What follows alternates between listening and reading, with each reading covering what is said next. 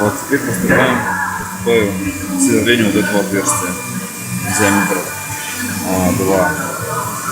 Но оно под разверху, поэтому надо сверлить вот 2,7, поэтому сверлить 1,9, а там уже слесаря, короче, будут разворачивать сами.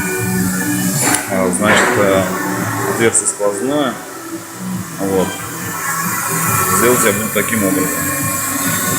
Вот те отверстия, что я просверлил, ставлю подходящие по размеру шпильки. Ну, можно меньше там ставить, все равно база будет одна. Вот, и упорчик стоит вот этот. Значит, ставлю вот так тиски, убираю и зажимаю. Вот. Сначала буду использовать центровочное сверло вот такое. Оно у меня сточено специально для того, чтобы стенки не касались детали.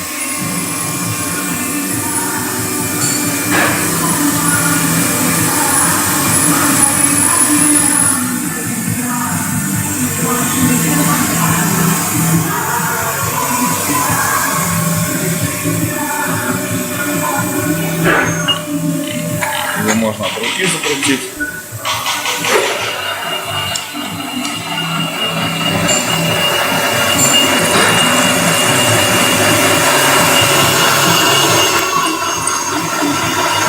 Чуть-чуть коснуться, самое главное. Все. Теперь надо ставить сверло вот такое 1,9. Вот я установил сверло. Сейчас буду сверлить.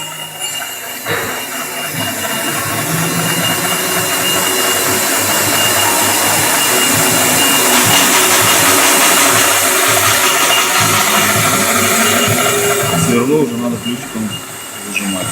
Но я сначала сделаю центровку на всех деталях, а потом на всех буду делать сверло.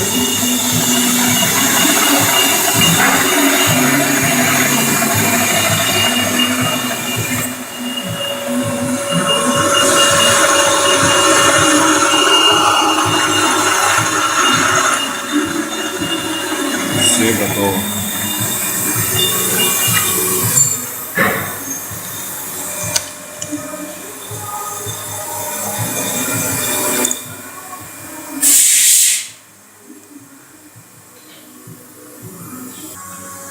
Вот вся деталь готова.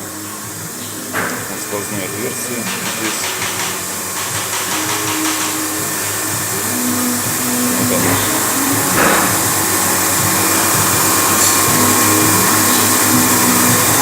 Вот и все.